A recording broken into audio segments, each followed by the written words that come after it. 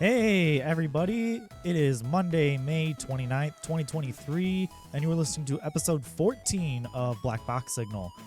I am your host, Chase Johnson, as always, and back to the podcast after our short little break is, co-pilot, my first mate, I'm running out of references. Gilligan to your skipper? Yeah, sure. Yeah. Yeah, we'll go with that. Brandon Gaston, how's it going, man?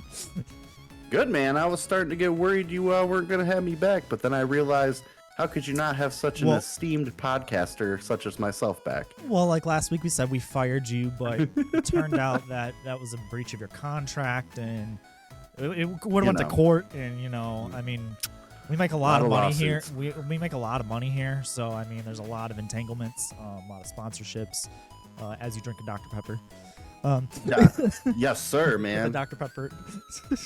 But yeah, what? This is not an endorsement. Or is it? So man, what have you been up to in the little interim? I'll be honest with you. So it's kids are bugging him. This is great. Sorry, kids. I just said that. The kids. We so obviously it's Memorial Day. So we took the kids to the parade, about 20 minutes over in the next town. Watched that, and then we took them down to the local fire station, and the kids got to learn about some of the fire stuff and the different vehicles they have, and they got to sit in them and everything. So that was actually really pretty neat, I thought. Nice. Yeah, just doing a couple, dad things, doing the dad thing. Doing the dad things. We know a lot about that over here. Yes, Dexter, we do. I think I said last week, but he's like all over the place now, officially. Oh, moving and cruising, huh?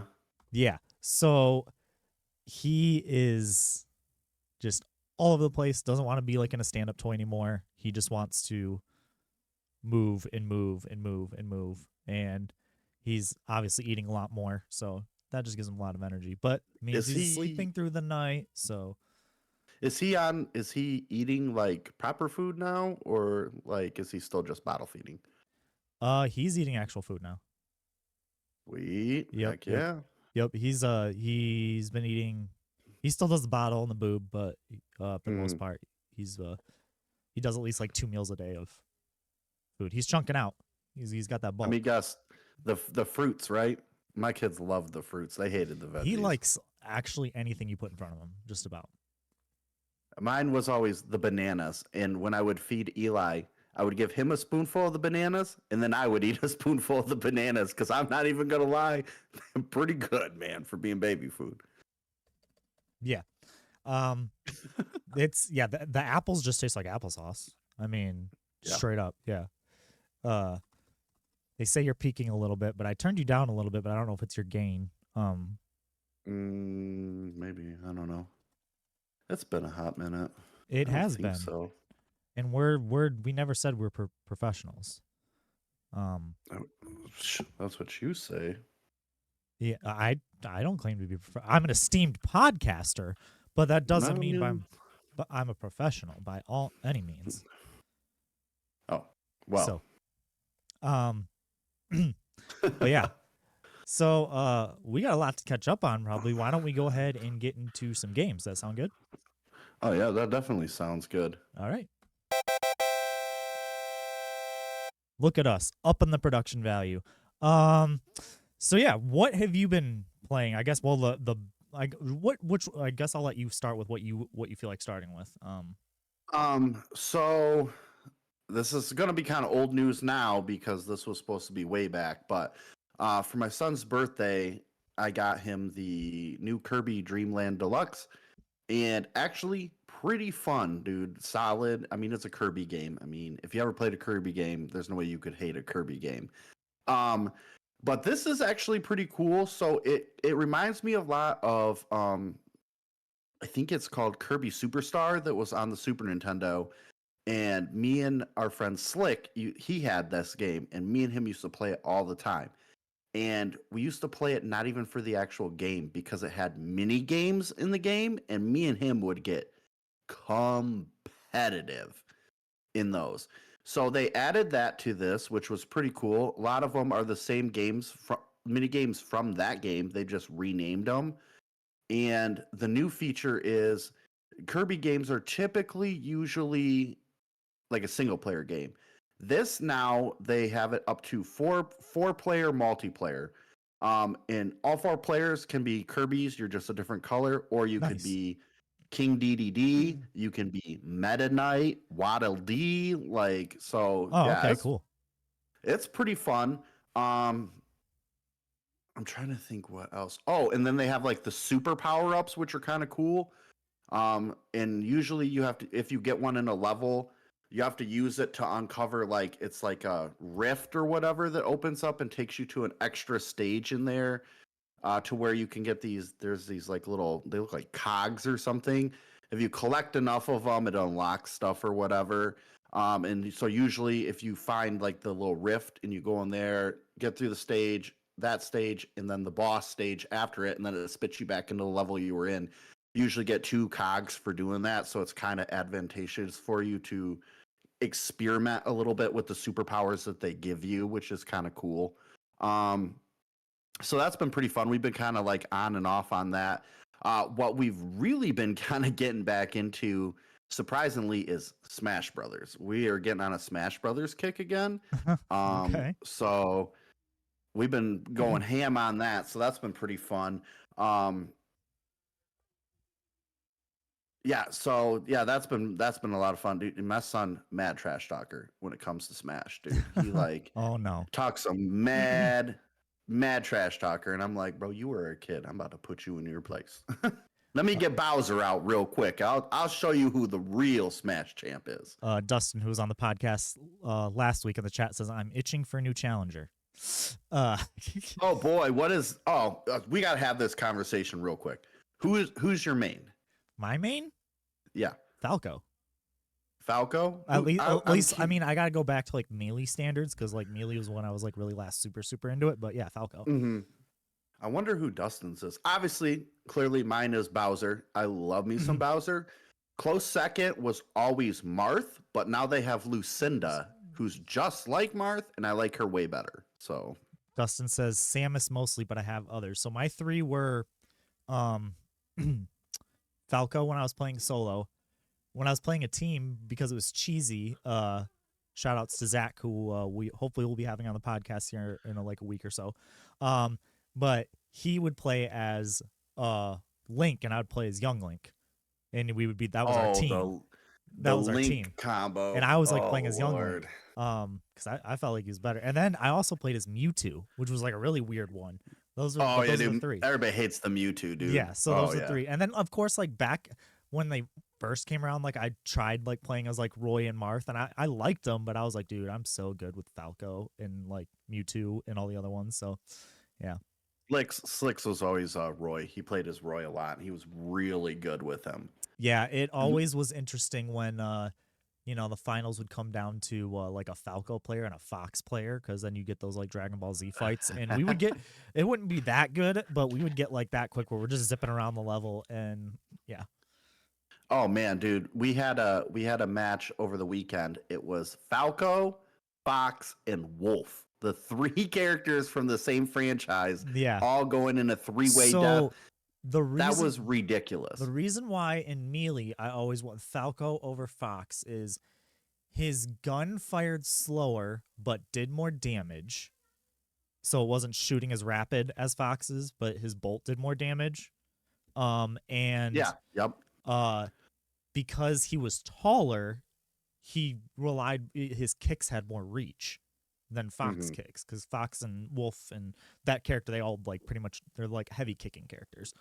But because he was the tallest out of the 3, his legs had more reach than the other 2, so that's why I always played as those 2. And I believe he was a little bit faster than Fox, I want to say, in Melee, just like a hair, because of the fact that his gun was slower. They made him like speedier and had the reach advantage.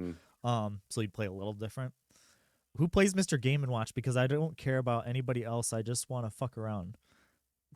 Oh, That's my dude. sister in the I'm chat. telling you right, you know who plays Mr. Game and Watch? My girlfriend's son plays Mr. Game and Watch, and he smacks me with that dude hard, and it annoys the shit out of me. Yeah, dude. If you can learn a moveset in that game, yeah, I'm that telling is. you right now, you know what makes him annoying is you go to knock him off, and then he's like, "Oh, I'm gonna just use that trampoline and fly right back on the map, dude." That is so aggravating. Yep. With Falco, I would just use that like up B forward B, so it'd just be like zipping around, so it would never Mm-hmm. end up off the stage. Mm-hmm. Yep. Um, Definitely. The real meat and potatoes, though, we're gonna get into this now. Tears of the Kingdom, man. here we I go. I'm just gonna know. go ahead and mute, and you can rant. No, I'm Now, I kidding. know Dustin talked about it last week, and I definitely listened in and agreed with a lot of the stuff he said. I'm going to be a little bit more spoilerish, but nothing too bad, storyline or anything. It's mostly just going to be gameplay mechanics spoilers, which at this point, most people have probably seen videos, so it's not that big of a spoiler. But if that's a big deal to you, probably skip ahead a little bit. Um, so far, like, as me and you just have discussed before, I wasn't even going to play the game, to be honest with you. Like, I was going to give it a pass because Breath of the Wild kind of bounced off of me. You know, like, I beat it, I enjoyed it, I guess, but, like, you know what I mean? I'm the top down old school Zelda guy. Me too. Link to the Past is still my favorite Zelda game. If anybody says it's not the best, it's cool to have your opinion, just as long as you know You're your wrong. opinion is clearly wrong. Absolutely You know? wrong. But this surprisingly has been fun. The weapon degradation thing, super aggravating, but in this with the new fuse mechanic, I found has been super fun. Like just finding like weird combinations of stuff to fuse together and like see how good it is or whatever has been a breath of fresh air. So like, oh, my weapon breaks. Okay, well, I'll just try out a new combo of fusing stuff, which is pretty cool, I think. Um, Master Sword is still the same. That was a long, arduous task to figure out where that was at and how to get it. I will not spoil that for anybody. It's well worth it though to do the quest line and stuff to get it. Don't spoil it for yourself because it's super cool. Totally worth it. Um, just like in the previous game, it doesn't break. It runs out of energy, and then it's like 8 minutes and it recharges and you're good. And the main difference is, so I had to look it up because in the game, in the little tooltip in your inventory, every weapon has like a attack power on it, right? Whatever its base attack power is. Master Sword has none listed. So I was just curious to see. I mean, it's Master Sword. I mean, it's got to be decently powerful, right? You would think. So I looked it up, and people said that they don't have a for sure. This is how much attack power it is, but from testing and stuff, the general consensus is people agree that it's 30 base attack power, same as Breath of the Wild. But in Breath of the Wild, it had a power up that when you're fighting like Ganon or whatever, it increases the attack power. The blade glows. That's not in in Tears of the Kingdom. So the new mechanic with that to power it up is fusing it with a weapon, and then when it runs out of power, it loses the fuse item, and then you have to refuse a new one, which is not a big deal because there's shit everywhere, bro. My inventory's full of crap. I'm constantly like trying to scroll through to find what I want to find to fuse to my arrows to make stuff. That was honestly that was an annoyance that I had with Breath of the Wild was like I felt like you would start to get into a flow with combat and have to go into the menu. Like all the time, like constantly going into the menu, and it's like it's just disrupting the flow. That was a gripe that I had. I was like, I don't like that, but yeah, I mean, the combat feels a little bit better. I feel like, especially if you go prepared.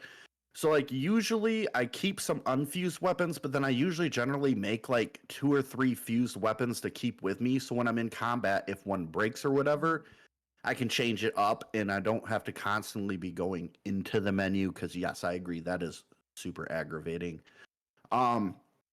Now the only minor spoiler I'm gonna say is, and I wouldn't call this a real spoiler, is it's from the opening cutscene video, so it's not that big of a deal, I don't think. But again, probably skip ahead like 2 minutes if you don't want to hear this.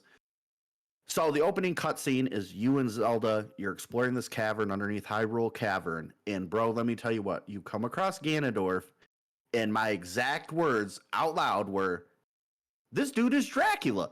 He's literally like a shriveled up corpse."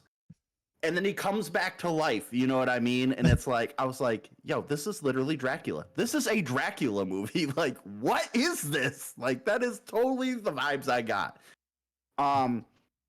But yeah, so that's kind of like a little interesting cutscene on how things go. And then you wake up in the tutorial area in the sky kind of thing. And like Dustin was saying, you get like the 4 main powers right in the tutorial. So like you're pretty much free to kind of do what you please without having to really like advance too much, I guess I would say. There are some additional stuff you can get later on, but I would say not technically. You don't necessarily have to get them if you don't want to, kind of a thing. And I won't spoil what that is. All right. Is that pretty much what all you got right now? Sorry, that was Eli. Kids. So the other cool thing is like, so the fuse mechanic, this is what I like, and this is what I want to talk about. It's super cool because it's not limited to just weapons, right? So the Zonai devices are crazy. They're usually all over the world, but you get those capsules like Dustin was saying, and you can pull it out. It's a one-time use. Here's a cool thing. They have rockets. You know what you can do with a rocket? Fuse it to your shield, and then when you pull your shield out, you can rocket yourself into the freaking air, dude, to get like a height boost or whatever. And that's like super nifty. Like I have found so many weird uses for stuff that like you would never think of. Like they have a rewind mechanic. Yeah, I was seeing a bunch of people mess with that. You know what's cool about that? Guy throws a bomb at you, you can literally grab it with the time rewind mechanic and send it straight back at him and it'll blow him up, dude. Like there's so much stuff you can do in this game. Like if you just think outside of the box, that it's insane, which I generally really like. Now here's my last real bit that I'm gonna touch on. I mean, there's a lot to go on. It's a huge game. It's a huge game. So all right, I lied. 2 things. So the shrines in this game are a lot more interesting. Like I don't know if you ever really how many shrines you really did in Breath of the Wild. I did a good chunk of them. Mind-numbing slog. In this one, it's cool because of the whole like the powers that they give you. Like the puzzles and stuff are a lot more interesting. Coming up with creative ways to make stuff, to like solve the puzzles or whatever. It has honestly, like I like finding shrines because I'm like, dude, I can't wait to go in here and see what kind of wonky, weird stuff it's gonna have me do. I sent you that clip. Remember the Halo Warthog clip? Like, dude, yeah, that was sweet. When I did that temple, that's literally what I was thinking in my head. Was like, John was talking like a little smack, but I'm like, why do you like? Well, we could get into Halo later, but you know. So that was kind of cool. He just hates everything Xbox. The last thing I'll touch on kind of is just dungeons, but not really dungeons. So that was one of my biggest gripes. I don't know if you remember when I talked about Breath of the Wild years ago, was the dungeons, right? There's only 4 dungeons, which like in this, it's the same thing. Technically, there's only 4 dungeons or whatever. But they're actually really kind of interesting, and they actually, guess what? They actually have real bosses. That's what I hate about Breath of the Wild. Every time it was like, oh, I'm Fire Ganon. Now I'm Water Ganon. Now I'm Air Ganon. Like, that was just boring. It was literally like the same boss fight every time. Right. And that was kind of like, I didn't like that. This time around, and I've done all 4 dungeons now, so I can confidently tell you the boss fights are actually like kind of interesting. Like they have their kind of gimmicky stuff, you know what I mean? But I mean, right, it's a Zelda game. All boss fights have like kind of like a gimmick with the 3D ones. Even the top-down ones, they all have a gimmick. They all have some sort of like hit this spot on the dude 3 times. Like that's kind of like the gimmick. Even the old ones, so they've always had some sort of gimmick. So I get that. But like I found them to be generally interesting. Out of all 4, my least favorite was the water dungeon. I won't say why, but once somebody plays this, Dustin, you will know what I'm talking about. It is, I absolutely hated it. And yeah, that's really all I'm gonna really say. I mean, I've been exploring, so it's cool. It's 3-tiered now. So you have Hyrule, you have the sky, and then you have my least favorite part of the game, the depths, as I call it, which is underground. It's pitch black down there. All the enemies give you blight. Half the stuff you touch gives you blight. Like, it is aggravating as hell, but I've actually been kind of enjoying So what you're exploring saying down is there. it's like the underground in Elden Ring. Yes, aggravating as And hell. everything gives you that freaking that scarlet rot. Oh, Everything gives you you're gonna scarlet give rot. me you're gonna give me PTSD thinking about that. Is the worst thing in that game ever. Oh my god, Melania area, cool Yep. boss fight, aggravating, and the whole area super First time you frustrating. get to Caelid and you shouldn't have been there, you're like, wow, I really shouldn't be here. This Yeah, is literal hell. dip a toe in there, and all of a sudden half your life's gone. And you're like, yeah, I really shouldn't be here. Probably. Yeah, Yeah. pretty much. Pretty much. But yeah, so far, I mean, it's been great. Like, I would say I'm probably a 75% done with the game. I mean, obviously, there's all the extra side stuff, which I've actually been enjoying doing. The humor's been pretty good in it. Um, so I'm gonna continue playing it. I mean, I love it. Like, right now, I wouldn't say game of the year, but like, dude, they basically took what they did with Breath of the Wild and kind of took all the like crap parts I didn't like about it and improved upon them. I think What I myself saw a personally. lot of takes, and I kind of agree, is they saw everybody making the weird shit in Breath of the Wild, like using like the balloons and stuff, and they're Yeah, like, how can we just make that part of the game? And they put that in there. yeah, Like they saw that people yeah. were doing that, and they're like, why don't we just, we might have something here. Why don't we pivot? And I think that's like super smart on their behalf to do that, on their part to do that. Yeah. Legend of Minecraft, I think, is what has been floating around the internet also, and I Right. find that to be Right. humorous. That's what Dustin was saying too when he was trying to convince me to play it. I was like, I think I would just build stuff for the whole time and not finish it. And he was like, so? Oh yeah, you could literally do that. Like, it's fun. And the build mechanic, like you'll do stuff, and it'll be like, oh, the game clearly wants me to use this mechanic to get here, but oh, there's conveniently materials here that I could build some wonky contraption and clearly bypass that. Like, I don't think the devs intended me to do this, but you know what?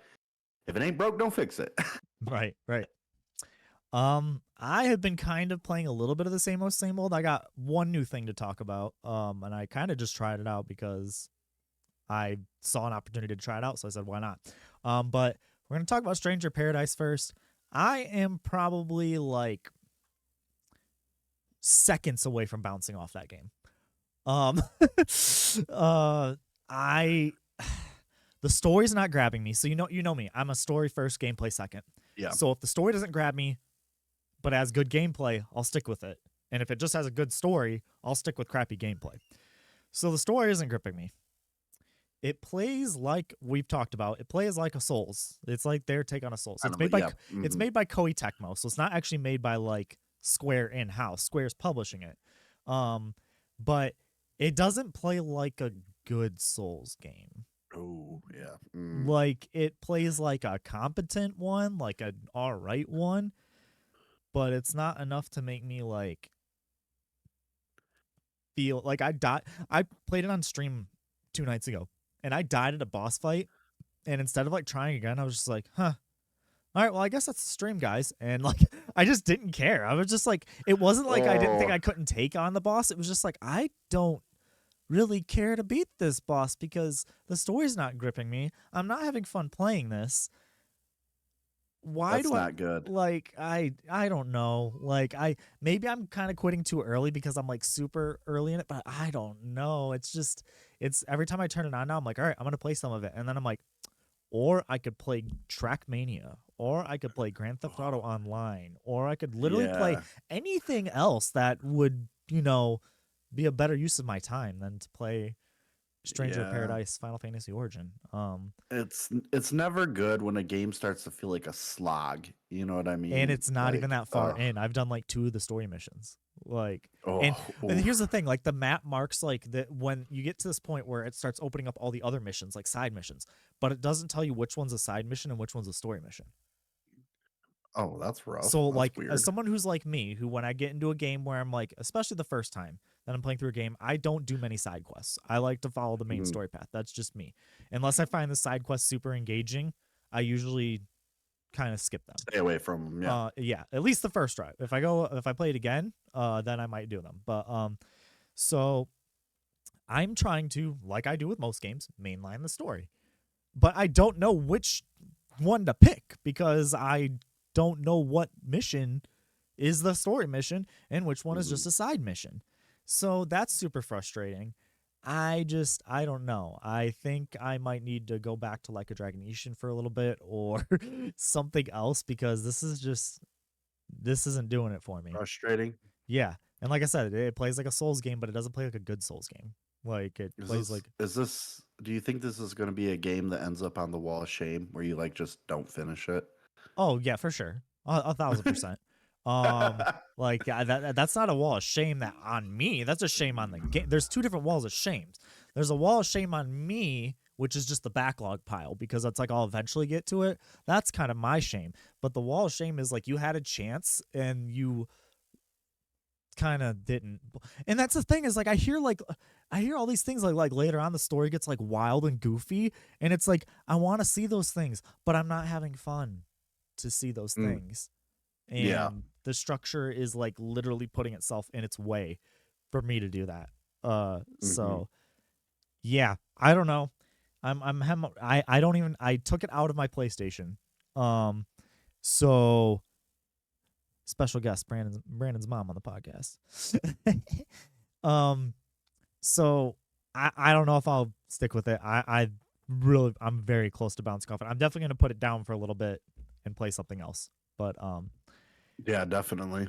the other thing I got to check out at my brother-in-law's, he ended up getting one, was I got to check out the PSVR 2 and check out specifically the Horizon demo. Actually, my daughter played a little bit of it.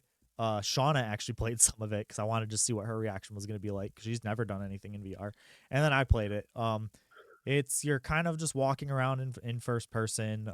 There's climbing segments. There's segments with the bow and arrow that you have to like reach behind you to grab the bow and arrow, which is kind of cool. I do like the PlayStation. I'm trying to just compare it to the PlayStation VR 1 because like obviously this isn't going to be as good as like your HTC Vives that have the lighthouses and can do like the $1,500 sets like that. But what I'm trying to think is like, is this good enough for like a consumer to just get something more like middle of the road that somebody could get in on, you know? And is not too cheap to where it doesn't look really bad. So one thing that the PlayStation VR 1 kind of had was that kind of had that really bad, what we call the screen door effect, where you could tell like, kind of like when you were a kid and you would get really close to a tube TV, you could see the pixels. Like, oh yeah, you like real close. You would kind of get a little bit of, or like, and the reason why I call it's like you're looking through a screen door. Like it's from having a screen that close to your face.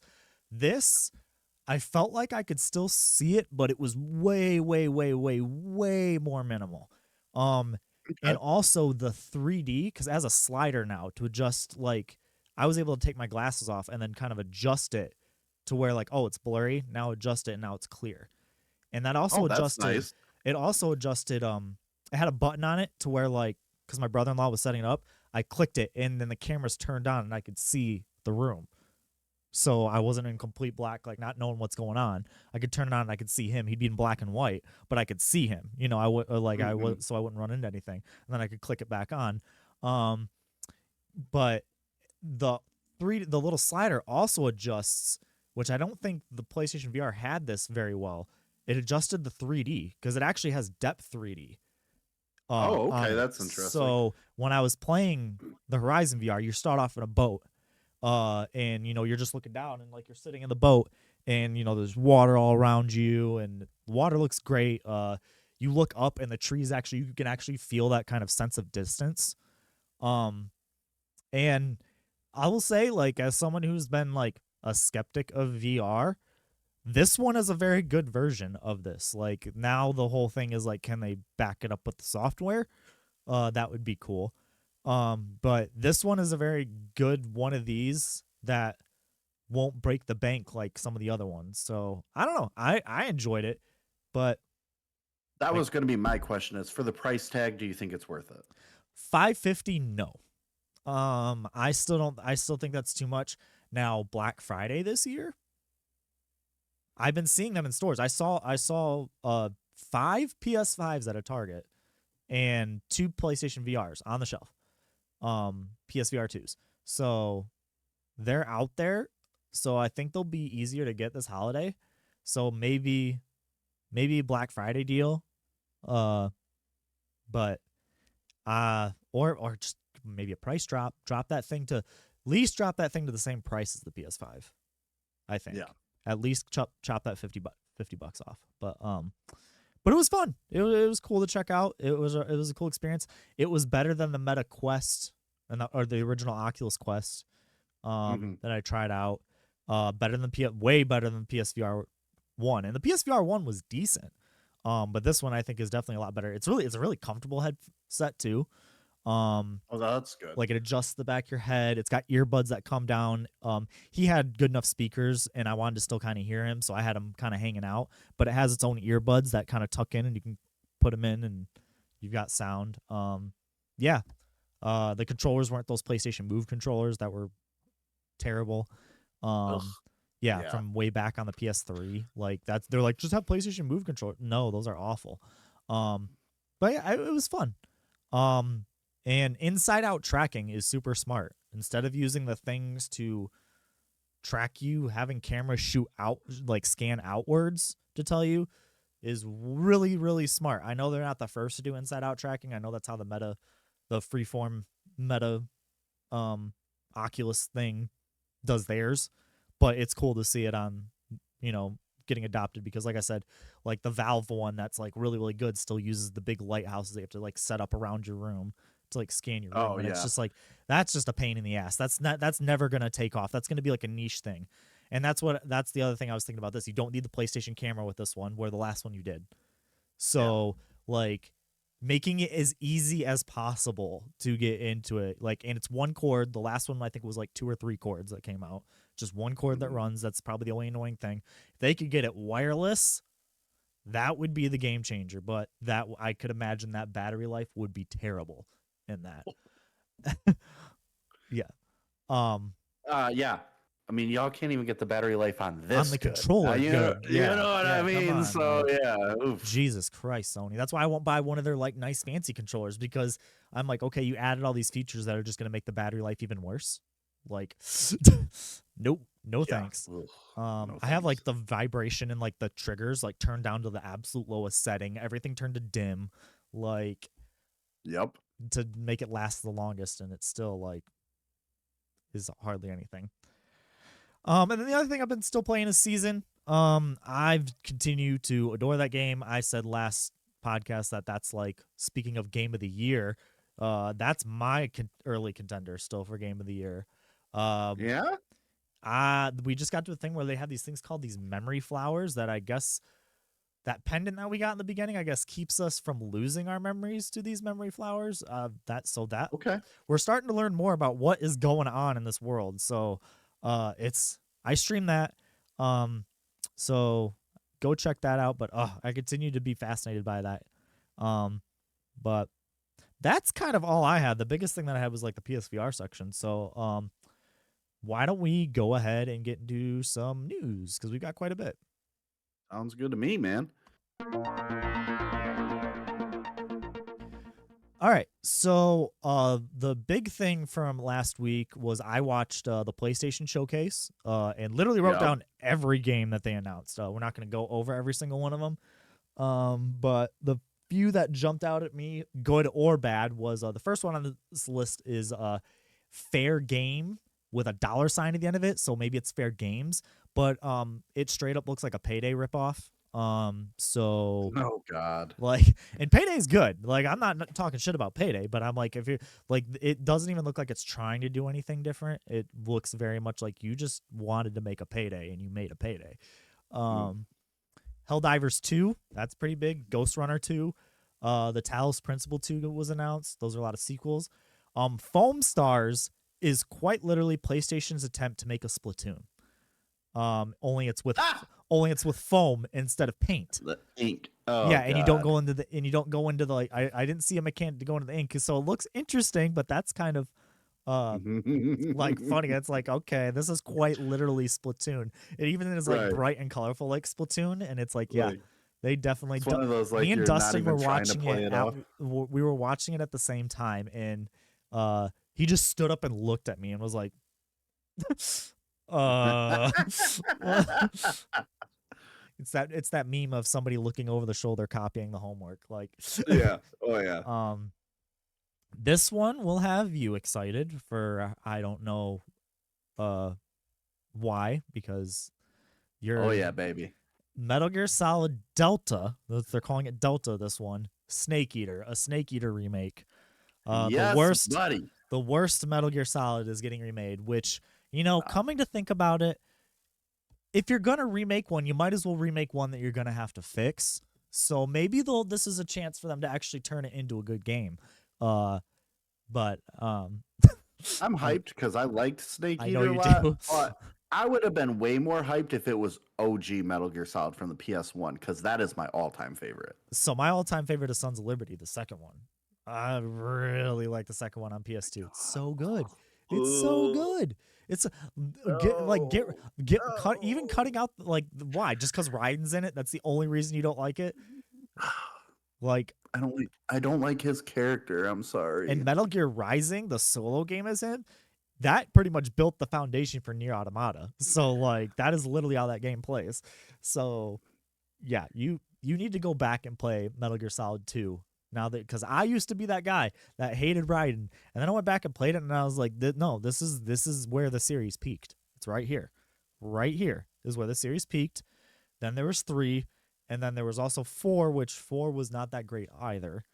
And then there was 5. 5 was amazing. And What one was 4? Was 4 Phantom Pain? No, that's 5. 4 was Guns of the Patriots. Yeah, I didn't play that one. It was the one on PS3. Like, Snake was like old and shit. I think I remember hearing it was not very good. I think there was vampires. I don't know. No, there's vampires in 2. You're thinking of 2. Oh yeah, there's 2 vampires. Yeah, there's vampire in 2. So that's the really weird thing about Metal Gear Solid is Metal Gear Solid is like really tactical, yada yada yada, but it's also anime as fuck. Like it is, it is super anime. Like people deny it, but like come on. The way that it's written is like it's Kojima. It's That's Kojima. All you really have to super say. Anime. Like Kojima logic is, you know what I mean? It's just wacky as hell. Yeah. But congrats, Brandon. You're getting Delta. You'll have to let me know how it is. Maybe we'll get a maybe we'll get a Sons of Liberty someday. Maybe I would take it's a bad game. I would take a number 1 though. But they did announce that they are doing the original MGS trilogy on the PlayStation Store. So that's coming. That'll be cool. So at least I'll get Sons of Liberty that way. But let's see what else. They did show off Final Fantasy 16 again. Still looks killer. I am getting so hyped for that game the closer and closer it gets. I just paid mine off today. So even though I'm like one of those people that are like, don't pre-order games, but I pre-ordered this one. But I mean, it's Final Fantasy. When it comes to Final Fantasy, that's just kind of one that I'm definitely going to do. They showed Alan Wake 2, Assassin's Creed Mirage. Who cares? Yeah. Showed more Street Fighter 6. Street Fighter 6 looks freaking amazing. They showed Dragon's Dogma 2. That was cool. That looks really freaking good. I liked the first Dragon's Dogma. Did you play much Dragon's Dogma? It seems like a game to be right up your alley, dude. I think that was one I don't think I even played the first one, to be honest. Yeah. You should check that out sometime. And then they kind of jumped through a VR block, Resident Evil 4 VR, Arizona Sunshine 2, Crossfire Sierra Squad. I think it was a shooter. Beat Saber's coming. And then they actually announced Marathon. They're doing a Marathon remake. And I'm not sure if I know what that is. It was Bungie's first game on Mac before Halo. Oh, I don't remember that. So they're making I'm stoked for that. It was a Mac-only shooter. Like that was like the first Interesting. thing that Bungie cut their teeth with, to kind of like make a game, and it was like, I liked it. I am excited for that. They showed the Destiny 2 expansion, which I don't play much Destiny 2. Yeah. Sorry, guys, but yeah. Then they Vanilla showed off, Destiny is the Destiny. and then they showed off. Did you just say Vanilla Destiny? Yes, I did. Oh my God, we're about to have this argument again. No, we're not. Then they showed off a bunch of hardware. They were showing off Bluetooth. I don't know if the whole thing is called Project Q or just the thing that I'm about to tell you is Project Q. But they showed off like Bluetooth earbuds that will connect to your console. And then they showed off basically the other thing that we said they copied. It was basically a Wii U for the PS5. It was basically looked like a PlayStation controller. I'm gonna hold up a PlayStation controller for the people that are watching right now. But if you were to take this and literally slam a tablet in the middle, like stretch it out and slam a tablet in the middle, or like a Switch screen. Yeah. That's literally what it is. And allegedly, it's not supposed to be like a Switch. Like you're not gonna be able to take it out of your house, but it's supposed to stream from your PS5 that's in your house. So like if you want to go play in bed, it's supposed to stream to that screen.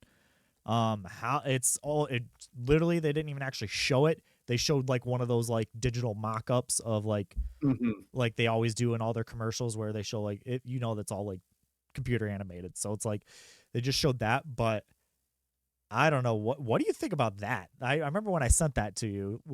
Okay, so my initial response, was clearly somebody. How did I put that? How do you say you want to copy the Switch without saying you want to copy? But it's not even copy the Switch because you can't take it out of your house. You have to be in. Yeah. So here's my take on it. I'll give you this because I actually got feedback over the weekend. So yesterday we went up to Grand Rapids to go visit my aunt, and my cousin Brian's there, and he's a pretty big gamer. I was telling him about it, and he was like, "Oh, that sounds interesting." Until I got to the part where I said, "But you have to be on the Wi-Fi. You can't leave the house with it." And his instant response was this: in the year of what? we have a Nintendo Switch. We have the Steam Deck now that you can take with you that like is basically a portable PC. We have that Asus one that like just launched that like does the same thing. In the year of our Lord 2023, we are still trying to make something that's tethered to the household like the Wii U was. Yeah. Even the Wii U, even Nintendo realized that was a mistake. And I feel like that was just them like prototyping to get to the Switch eventually. It was like their half step to get there. It's like if we can make this work, we can make the Switch work. But Dustin in the chat says I kind of want it. I mean, the idea on paper sounds really cool. Being able to like play the games like at night in bed, like when I don't have time to like play more, that sounds cool. But how often am I really going to do that? Because I will be honest, 90% of the time, I even play my Switch docked now. I don't even play it in handheld mode. So, I don't either. We would also have to see how expensive that thing is going to be. Like, with all the rest of Sony's peripherals, we already got controllers at $70, PSVR's $550. What is this thing going to be? Like, says it's going to have a full 1080p OLED screen in it. Like, okay, $350, I guarantee you, no less than that. I would say even 400 plus. I could see you doing 500. Fuck it. They did 550 for the PSVR. Why wouldn't they? Like, they could totally be like, oh, this is literally a portable PS5, even though it's not. And then the last thing they showed off, which initially I kind of want those earbuds too. Those earbuds do look kind of cool. The last thing they showed off, which originally I wasn't that this is not a headphones podcast, Brandon. I'm sorry. Yeah, maybe someday we'll do a little a random like one-off audio episode where we just gush about stupid audio things. But the last thing that they showed off, which I wasn't really all that excited at first, until the trailer went on, because I haven't been watching a ton on this game except for a little bit, but they showed off Spider-Man 2. And they showed Kraven the Hunter for the first time. Who's gonna be? I saw a screenshot of that. Who's gonna be the big bad? Looks really good. And then they showed obviously Miles Morales, because you're gonna be able to be Miles Morales and Peter Parker, and they showed symbiote Spider-Man in the game, and what you can do with symbiote Spider-Man a little bit in the game, with like being able to shoot out like basically tentacles and shit like that. That got me excited, because like after this, I'm already gonna say it, because they had one on the Xbox 360, I believe, and I loved it. I want a Venom game. I want a standalone Venom game where you run around in the city as Venom. And yeah, yeah. So that got me real excited, because I didn't even know symbiote Spider-Man was gonna be in this one. No, but that's got me hyped because being a big Spider-Man nerd that I am, Yeah, Spider-Man's my the favorite hero. Black Suit Spider-Man was probably by far still my favorite Spider-Man arc, hands down. Yeah. And they already kind of were showing in the trailer that like Miles Morales is like questioning Peter Parker being the Black Suit, because I don't remember exactly what he says, but he was like, Peter Parker, I know, wouldn't say that, kind of hinting at like that the symbiote's already messing with his thought process. But yeah, that got me super hyped. The only thing that I was bummed that they didn't show off, there are two things: Armored Core 6, and they didn't show off Final Fantasy 7. no. Why am I blanking right now? Oh, the Wolverine game. I think the Final Fantasy, but I think like because Summer Game Fest hasn't happened yet, they could be saving that as like their big big stuff. Because I really want to see that Wolverine game.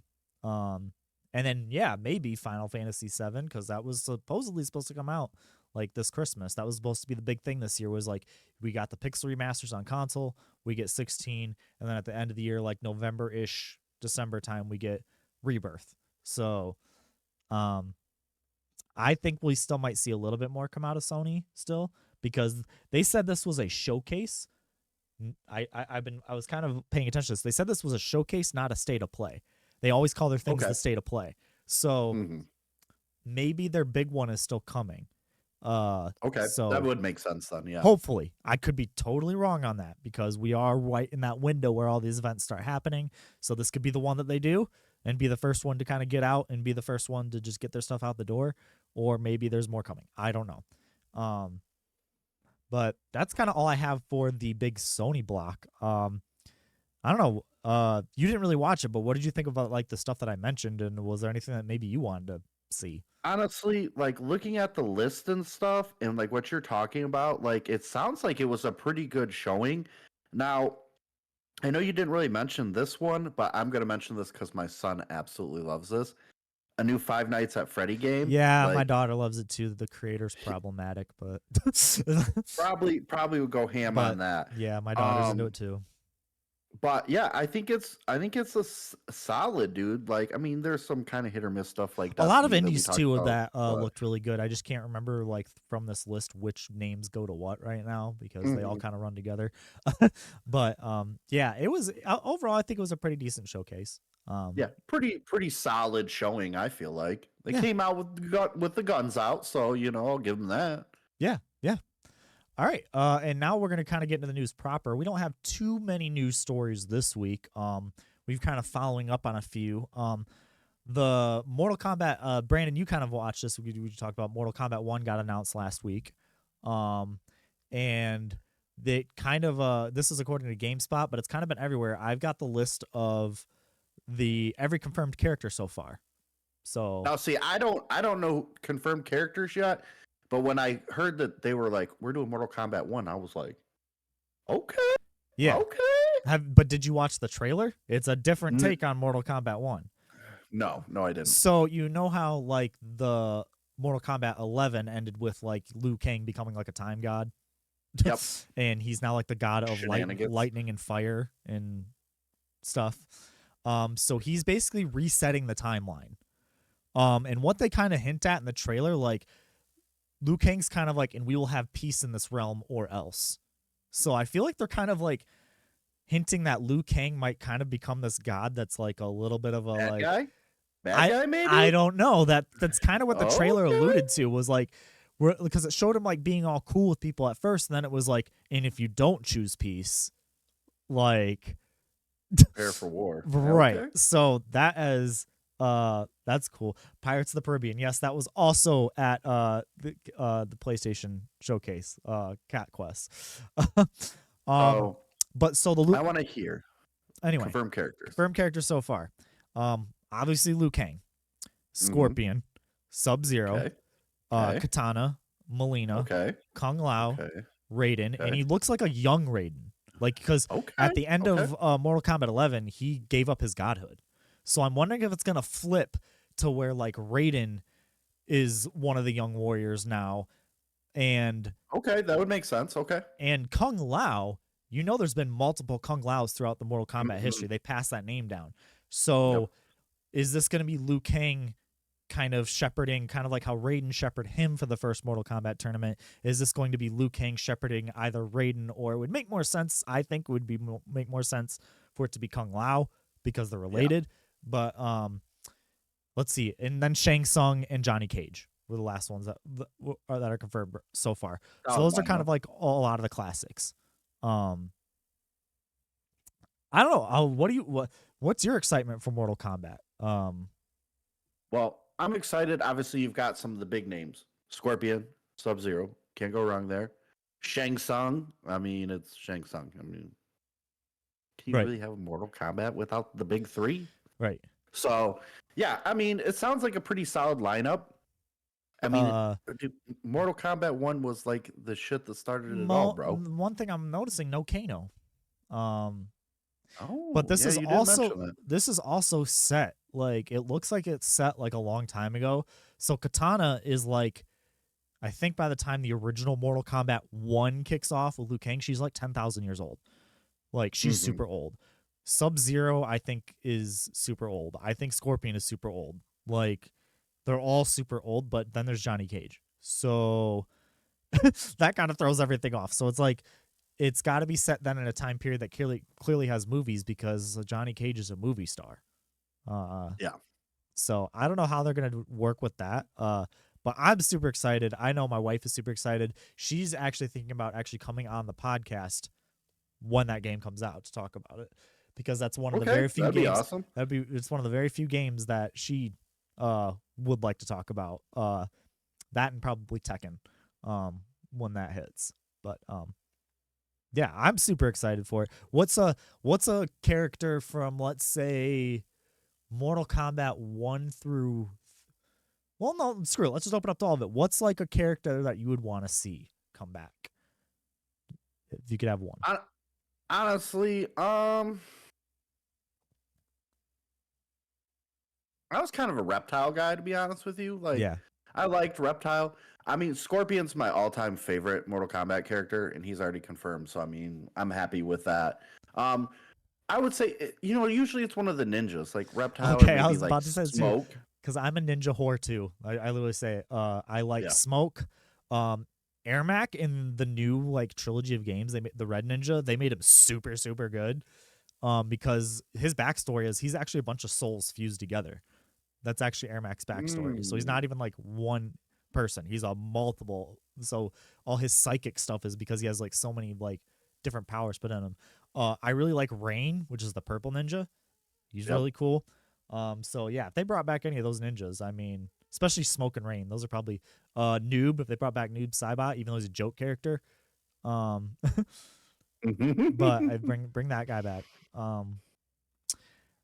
This is kind of a smaller story that I threw in here for me and the wrestling fans. The AEW Fight Forever game that was been announced forever ago is finally coming out. It has a release date of June 29th of this year. When that game was first announced, I was really excited about it because it was harkening back to those old like Aki wrestling games like No Mercy and stuff like that. But the more and more I keep hearing about the development of this game, and it seems like it's coming in real hot, I don't know. I feel like this game might launch a little glitchy, and that's not good, because the one thing I will say is that with the WWE games being so bad the last few years, this was a year that WWE didn't ship a. It wasn't like an amazing, like, oh my god, 10 out of 10 game, but it was a competent wrestling game that worked for AEW to be the big, you know, quote unquote rival to WWE, or they see themselves as that. And they have a lot of like ex wrestler, a lot of like people in the wrestling industry. Like Kenny Omega is literally like a lead on it, like helping like do stuff on it. And so I don't know how I feel about that, but I don't know. I was like for sure thinking about pre-ordering this when it was first announced, and now I'm like I'm probably gonna wait and see. Second guessing it now. Yeah, I mean, you say No Mercy, and I'm like, all right, I'm on board. But they also been showing off in the trailers like, look at all these mini games we have and stuff like that, and I'm like, why are you showing us a bunch of mini games? Show us the wrestling, like. Show us the section where you get to drop that giant TV on somebody backstage, bro. Oh my god. Raw. Next story here, and kind of touching on the VR thing. Jim Ryan has suggested it's too, and this comes from Video Games Chronicle. Jim Ryan, the CEO at Sony, has suggested that it's too soon to judge the popularity of the PlayStation VR 2. It launched in late February, and let's see if it has the numbers here. It's sold around 270,000 units so far. That's really not that much. It really isn't. But I don't know. He's saying that it just launched. It's too early to judge its popularity. And he says we will continue to push forward so that those who purchase PSVR can enjoy it for a long time, and we can also secure profits. Keyword, and we can also secure profits. So if the PSVR 2 starts not securing your profits, are you going to continue to like start funding projects for it? I don't know. What do you? I mean, I liked the PSVR 2 when I checked it out, like I said, but like I said, I caveated that with the end. Like now we need to get the software to. Like the Horizon thing was cool, but it was like a tech demo. It was like a little like proof of concept. We need something real. I don't know. What do you think? I mean, it's like everything we talked about. One thing basically is price point. Like you got to nail that down to where it's acceptable enough for how much you're charging for it. You know what I mean? That's a big thing. I mean, yes, it is still pretty early in sales. It's what, three months going into the fourth month it's been out, and Right. you've only sold a little over 250,000 units. That's not very much. Like to me, that seems pretty unpopular when you have games that come out and do 2.5 mil like in the first week that they sell. Right. You know what I mean? Like that's so. I'm curious to see what exactly is going to happen. Like if it tanks in sales, you know what I mean? Like, are you just going to completely scrap it, or what are you going to, what are they going to do? Right. Next story here. Sony. This is kind of like in the Sony block here. Sony is maintaining its staggered PC releases. This comes from Game Rant, but it's kind of been all over the place. And this is again coming from Jim Ryan. He doesn't see the problem with games coming out 6 months later to a year later to 2 years later on the PC after they've come out on PlayStation. What do you think about that? Especially with Microsoft games coming day and date on PC at most times. Honestly, I don't really see anything wrong with it. I mean, I get it. Like, you're really trying to push like your stuff first, so I get that. Where Microsoft, I mean, they have Xbox, but Microsoft also is a big computer company, so them Obviously. releasing both simultaneously is pretty natural for them.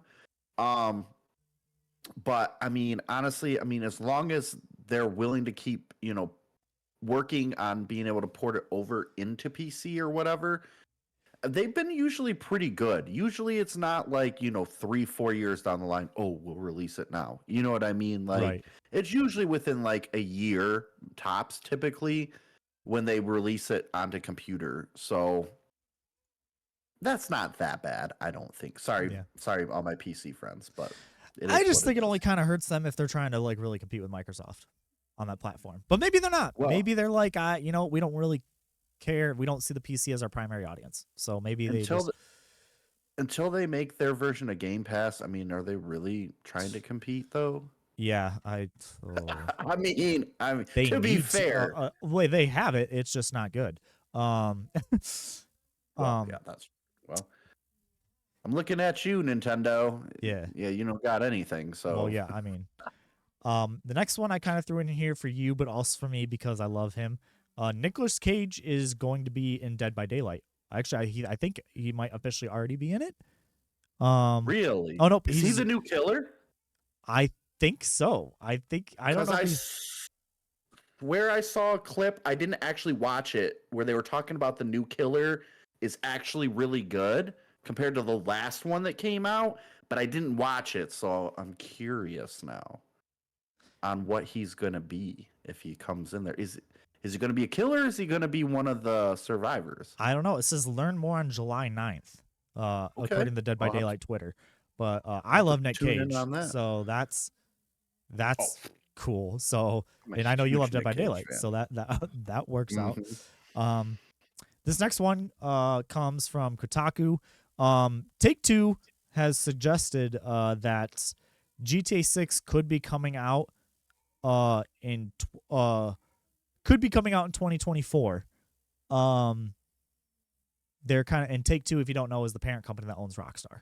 Okay. According to an investment call, they said that they plan on having a very profitable 2024, which suggests that they could be releasing a new game, and we all know that the only game that they are working on is GTA 6. What do you think about that? Do you think that's probably suffice to say? I mean, I can only assume that if they're saying they're planning on having a huge 2024 versus what they already have with GTA, I'm sure GTA 5 continues to make. I mean, of course, online makes them a lot of money, but it's Yes, it does. It does. it's predictable money. It's probably a steady cash flow, but they're saying they're going to have a very profitable year. That just points to GTA 6 to me. I don't know. What do you think? I mean, that sounds about right. I know one of our longtime viewers and good friends, Johnny, will be excited about that because I know he loves his GTA titles. Right. I mean, I'm with you there. Like, I feel like, yeah, it would be a GTA 6, but like, we've said that before. Like, oh, it's going to be GTA 6. And then it's just more GTA 5. You know what I mean? Because they're making hand over fist on that game. Right. So Uh, we'll see. yeah. I don't know. I'm excited for it either way. I hope I hope we get a new GTA soon, and I hope we get a. I've always liked I was kind of bummed that like what I really liked about Grand Theft Auto 4 is they did the story expansions where you played as different characters in the city that had their own stories. Kind of like that they did with GTA 5, but they had it all in one game. I wish they would have done expansions to like put more characters in GTA 5. I think that would have been cool. Last three stories here. This comes from VG247. But it was kind of all over the place. I was hearing it on some podcasts. But long story short, not to rub it into all the naysayers, but this is according to like the community and like the reviewers, the people that are actually like getting early reviews at large who have not liked the series for a while. Final Fantasy 16 is doing great early, like getting great early buzz. And the title of this article says absolutely everybody should play the Final Fantasy 16 demo. Which that demo that all these people that just played, all these reporters just played, is about. They don't say when it's going to come out. I was trying to find it today, and I was scouring all over, and I could not find a date. But it's going to be released to the public soon to test that out. So I'm excited to obviously get in on that. What about you? Yeah, I'd be excited to play it. I feel like for me, it's been kind of like a 50-50 split almost as far as Twitter goes, where people are like absolutely gushing about the game, and then you've got the other like 50% that are like, oh, this is the same thing they said basically when 15 came out was like, oh, it's too action, it's not turn-based, like the quote unquote purists, I guess. Which like Play Persona yes, if you want turn based. like yes, I love and appreciate my turn-based Final Fantasy games. Trust me, seven's great, and 6 is probably my all-time favorite. It's kind of between 6 and 7. Either way, I absolutely loved 15. It took a while to get used to that more action-oriented combat, but I absolutely loved it. So, suck brick, kid. In other words, I liked 15. A lot of people didn't like it, but I liked it. Get off your high horse. Like, if it's I didn't good, like it's good. how the story was truncated, how there was an anime and then a movie that you technically had to watch to set up the story, but that was annoying. Yeah. But then I'm also a Yoko Taro fan who likes to put things like on park benches and Musicals and yeah, all sorts yeah. of stuff. That was the joke I made up. He didn't really, but that wouldn't surprise me. He's like, we're gonna start putting tidbits of our story on park benches in Japan. That Random sign out in a park Um, somewhere that you have to go visit. Next story, a little Square Enix story, kind of continue. This comes from Glitched Online, but it's been kind of everywhere as well. And I don't know how you would feel about this. Square Enix is considering ditching the numbers in future Final Fantasy titles. How would you feel about if they just started like going with like subtitles or just stopped with the number altogether? If you think about it, it is an anthology series. None of the games really tie to each other except for like a few that they do a pretty good job telling you that they tie to each other. Right. So what if they just dropped it and just started calling itself Final Fantasy? I would be fine with it, and then like a subtitle for example, right? So they had original Final Fantasy Tactics was just Final Fantasy Tactics. And then when they re-released it on the PSP, it was Final Fantasy Tactics, and then in parentheses underneath it was War of the Lions. I would be okay with something like that, to be completely honest with you. If they do something like that and cut out like calling it like 17, 18, whatever, Yeah. I would be fine. I would be fine with that. Well, I feel like I would be I fine think with also we've been seeing this shift in the industry in general away from the number. If you remember when The Witcher 3 was first being touted, it was being like The Witcher 3, The Witcher 3, The Witcher 3. And then you notice they still called it The Witcher 3, but the logo, they moved the 3 way into the background, and then they started saying The Witcher, The Wild Hunt, The Witcher, The Wild Hunt. Because, marketing standpoint for a new player, if they were to look on the shelf and see something called Final Fantasy 16, they're like, oh, there's 16 other of these? I can't get into this. Yeah. But because it's an anthology series, you don't need to play any other ones. It kind of hurts that game a little bit. So I can definitely see where they're coming from on it. It's kind of more just tradition at this point that you numbered them. But I don't know. I wouldn't care as long as they were still the same quality. And I even liked Final Fantasy Crystal Chronicles on the GameCube. I liked those games. And that was a subtitle. Like it didn't have any number. I think they had Crystal Chronicles 2 eventually, but there's I don't see a problem with it. No, I don't either. Last story, and this comes from Video Games Chronicle. Former Battlefield creative director announces a new studio, TTK, which stands for Time to Kill Games. We kind of knew this like a little while ago that a lot of higher ups a lot of veterans, I should say, at DICE kind of left, which are like the Battlefield team. And it's the Stockholm, Sweden studio specifically. And they're kind of forming their own studio. They didn't really say what they're working on. I would assume that they're probably going to be working on another shooter. I don't know. What do you think, though? Do you think there's room for a shooter? Or do we think Call of Duty still just kind of has a lock? Honestly, I'm like with you. I'm kind of burned out on shooters, to be honest with you. But I mean, in this day and age, I mean, Battlefield. For a hot minute there, we thought Battlefield was gonna take over Call of Duty, but as we clearly have seen, it has not. Call of Duty still kind of has that on lock. But really, it's these battle royale games that I absolutely freaking despise that are really cornering the market. But it's now, true. as It's far the as one they're doing the best. Yeah. As far as like, I guess, shooter-ish game. I mean, I'm excited to see what they do, obviously, because I despise Call of Duty. So if I can ever see them get taken down a peg, I'm all for that. Right, sorry, but not sorry. So yeah, I'm kind of excited to see what they try to do. And we'll see. I mean, me personally though, I don't see them overthrowing like the big one, Call of Duty, like. Right. Yeah, I don't know what you do with a shooter in 2023. You have to really do something kind of like Nintendo did with Splatoon. You kind of got to like do something that really reinvents the wheel, Yeah. especially if you're just going to go with a traditional multiplayer shooter.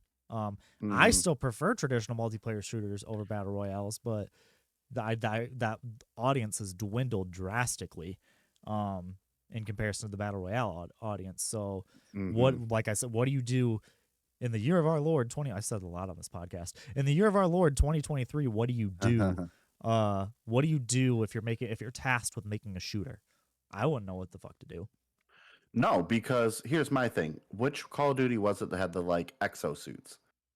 Advanced Warfare, which I actually liked a lot. I like that. And like right there, that's like about as far as I could see somebody doing something new. And it wouldn't even be new now No, because it's already been so done. it's not new. So I mean, what are you gonna do at this point? So hear me out. What if you had a shooter and you could wall run, but also you had a mech? You mean Titanfall? They already did that. I know, that's what I'm saying. I'm saying make Titanfall 3. I was about to say, like, that's what what I'm that's actually what I'm saying is I'm- make a Titanfall I'm 3. fairly certain they did that. And That's that game actually- was sweet. I love Titanfall 1 actually a lot. Titanfall 2 was good too. Like they even gave your mech a personality to where you kind of felt bad for it. Yeah. Titanfall. Give me a Titanfall. Maybe Armored Core will have a little bit of that though. I didn't see maybe. anybody getting out of the mechs in Armored Core, but I'm really excited for that one. So, but that's all I got for the week. I guess that's the podcast. What are you going to be getting into this week?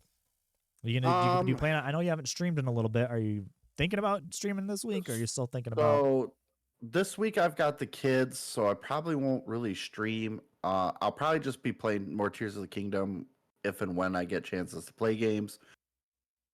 This weekend I would say I would stream, but we're having like a big birthday party. My oldest brother just graduated finally from college, so we're doing like a graduation nice. / big 40th birthday party Congrats. because he just turned 40 also. So I'll be busy Man, with happy that birthday. this weekend too. So hopefully possibly following week, because it's a week without the kids, hopefully I can get a stream in. I was talking to Dustin about possibly one of these days taking my Switch in here and hooking it up to maybe stream some Switch stuff, but we'll Yeah, dude, see. do it. I'm super lazy, even though it's only like 20, not even 20 feet from where I'm at, but gotta take it apart and stuff. I really would like to get back into more Resident Evil, but like, I don't know, it's been sitting so long that like I'm dreading trying to pick it Right. up now. I want to still keep plugging away at Season. I'm hoping to hopefully finish that up like soon. And I don't know what I'm going to continue to play here, so I don't even know what I'm going to stream. I might do a Trackmania stream again, now that I got the online working on that. It was a little glitchy when we played it last time. I don't know. I really don't have any plans going forward until 16 comes out. I'm kind of hunkering down. If I pick up the Pixel remasters finally, maybe. But I'm hoping next week we'll be back on our Sunday schedule. We'll have to see about that. I know we're kind of been bouncing around a lot with the holiday in the United States, because I actually have to say in the United States now, because we have people that listen to us in Norway, in Indonesia, and in Japan. So thank you all, international listeners. Yes, we appreciate it. For sure. Brandon, where can they find you? You can find me over on Twitter at EnrageMe with an H at the end. I try to be pretty active on there. And then you can also find me on Twitch, twitch.tv/EnrageMe, also with an H at the end. And you can find me on Twitter at chasing_chase and /ChasingChaseTV on Twitch. You can find us at _BlackBoxSignal on YouTube and Twitter.